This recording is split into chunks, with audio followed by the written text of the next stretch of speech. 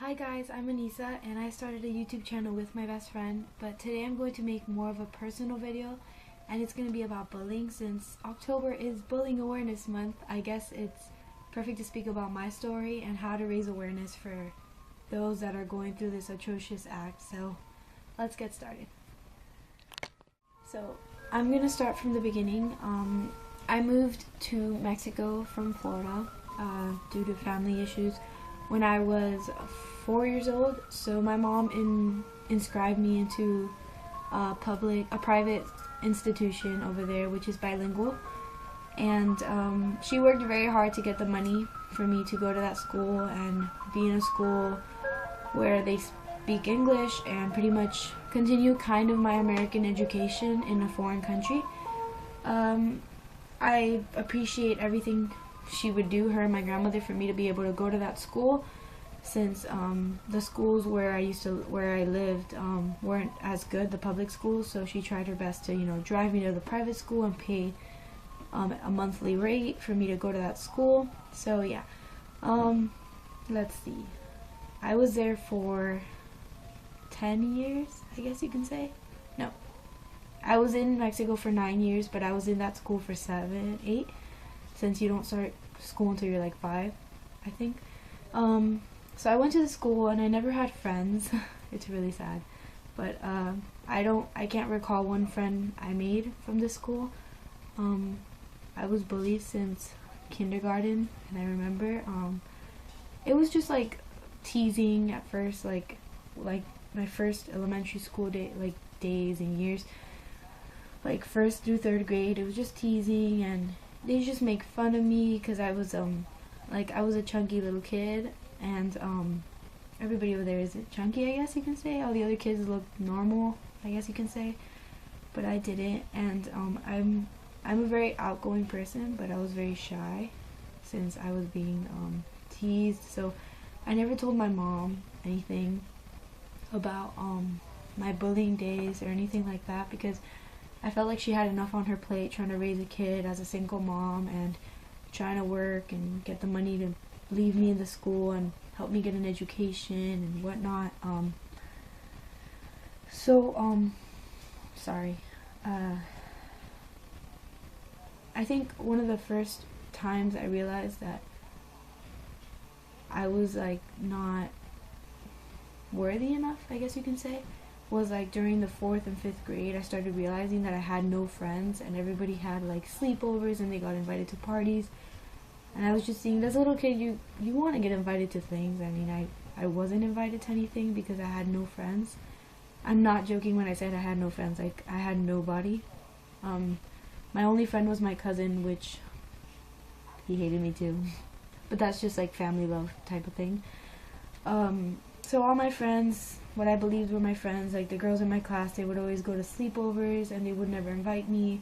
Or they'd have spa days and they'd have their nails done in the 5th grade, since that was such a big deal. And I was never invited, and I would invite them to my parties and they would come. Some people would come, some people wouldn't. But let's say I'd invite 20 kids and only 5 of them would come, and then they would leave right away. They spend a little bit of time and then they leave. And it was pretty much because their parents forced them to come. But it's really hard when you're a little kid and you don't quite understand why people are treating you indifferently if all you've done is be nice. So I started eating with the teachers, and teachers pet, right? No, I mean, I started eating with a teacher that she was my favorite teacher, and I still keep in contact with her today. So if you see this, Miss Leanne, you're incredible and I love you and I appreciate you so much. She would let me eat in the room with her and talk to her about my problems and stuff. So that was pretty cool. I'm gonna tell you guys about my last year in that school. So 6th grade year was my major bullying year, I guess you can say. You're growing into a teenager and you have a lot of self-doubt, and you look for social support or social acceptance, you can say.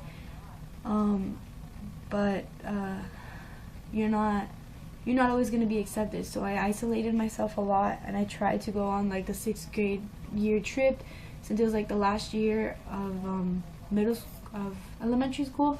Yeah, over there you go to elementary school, goes up to 6th grade. So it was the last year. A lot of kids were leaving school. A lot of like different things were happening and whatnot. And I started getting messages online on Facebook. That was the worst decision of my life. I don't know, a 13-year-old, 12-year-old with a Facebook account. So I made a Facebook account, and I started getting a lot of hate, and one of my friends would send me messages, and he told me, wow, you're always trying to be like, you're such a hippie. He told me, you're always trying to say peace this, peace that, but you kind of look like a hippie too. I mean, you're fat and you don't like put makeup on or anything. And that really hurt me, but I didn't say anything. I kept it to myself.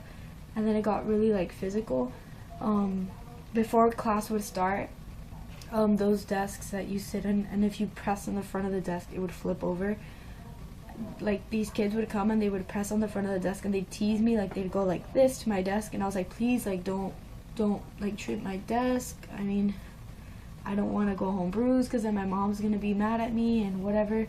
So they do it, and then they kept on teasing me, and a couple times they'd flip it over, so I'd fall over and they would just laugh at me. So at that point I started eating alone, like in the bathroom. I would hide in the bathroom and eat my lunch on the toilet alone, because nobody wanted to talk to me. So I'm sorry. I ate my lunch alone in the bathroom, and I write down in a diary all the bad things that would happen to me. And like at the end of the week, I'd count how many bad things had happened and which week was better for me. And I started like thinking like of self-harm, and I was like thinking like, maybe I have to get skinnier, like I need to get better because they're not gonna like me anymore. So I started eating like my food, but I'd make myself like vomit it, because I felt that that was the best way to control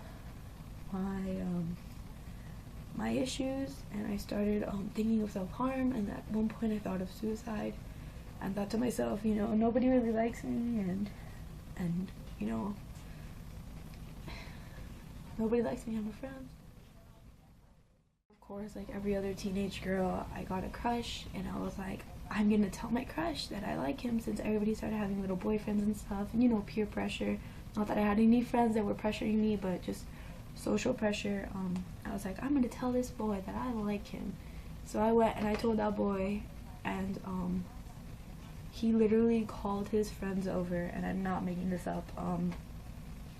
Called his friends over, told them what I had told him.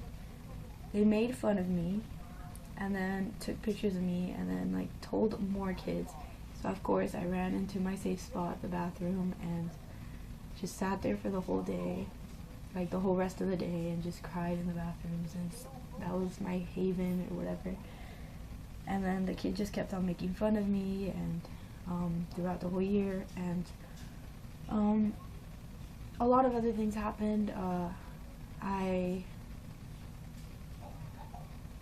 What else? Let's see, I was invited to a couple parties at the end of the year, since I think it was more of like I have to invite her because everybody else is going type of thing, or they used it as a way to make fun of me.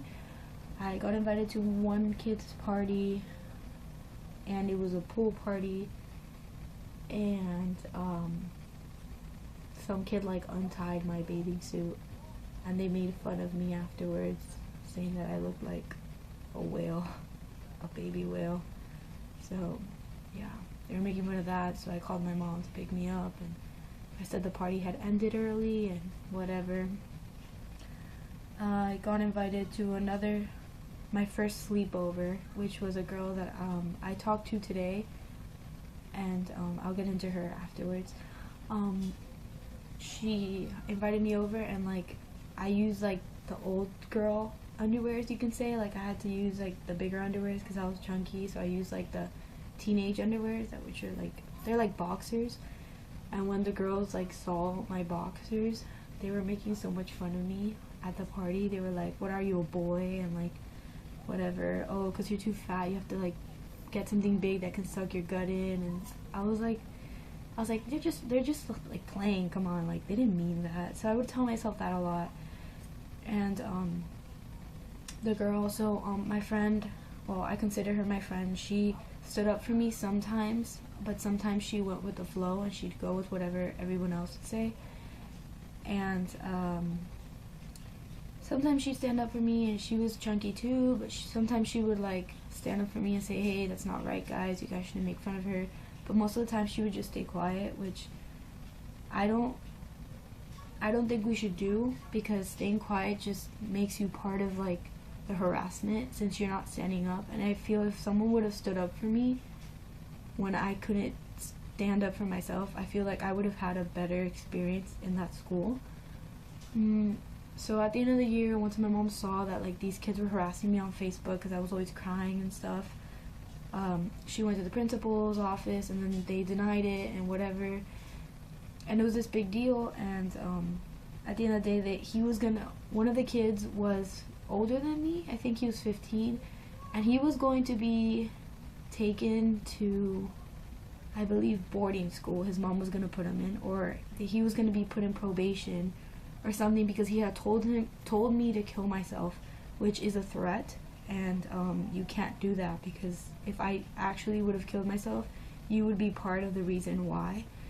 So he didn't care that that I was gonna kill myself. He just cared that he didn't want to be like in trouble. So he stopped emailing and Facebooking me those messages.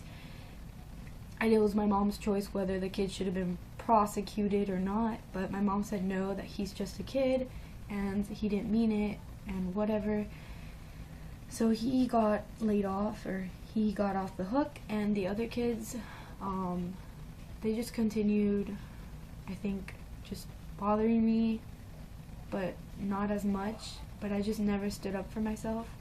And then on graduation, like the graduation from that grade into middle school, I got valedictorian, which I was so proud of, because a child who never had any friends, or no one really got to know but the teachers, like the teachers really got to know me because I would show how involved I was with my academics and whatnot.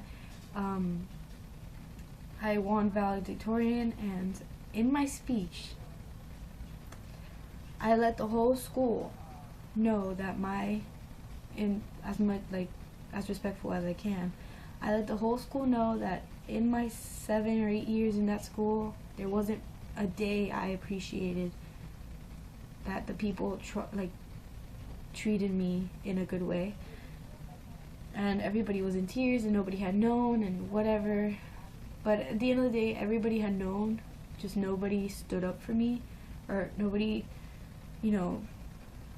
immediately tried to approach me to find a solution, or maybe try to help me and be friends with me or something. Nobody really stood up for me, which is not their job, because it's my job to stand up for myself at that point. But when you can't stand up for yourself, I believe that it's okay for some people to stand up for you, because it shows that you're a family, which everybody's technically your family, so you should at least try and not make their day as miserable as they're having it.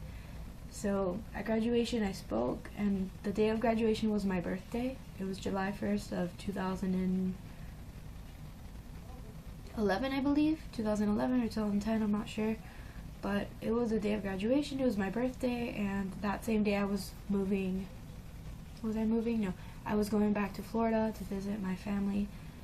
And from there on, everybody decided to talk to me, compliment me and wish me a happy birthday when nobody had wished me a happy birthday. In 9 years, everybody decided to text me or ask me for my Facebook name or unblock me from Facebook and ask me if I wanted to hang out when I came back and whatever. So what I've learned from those who bully me and that whole like situation is that you can outgrow pretty much anything, and with the right amount of confidence and self-love in yourself, you can realize that whatever anybody is telling you, or how much they're harassing you, or how many bad days you're having, you can get over it. And of course it'll take time, and you'll need support and stuff, but you can get over it. I mean, that was in 6th grade and I am now in 12th grade, and I'm still here, and I believe stronger than ever. And I've used the negative connotation, the negative comments I had, that those people had for me or to me, that they told me, I've used it to better myself. I now love myself, which is the most important part of this, and I now do things that can help me instead of hurt me, and I look for people that accept me for who I am and not who I want to be. So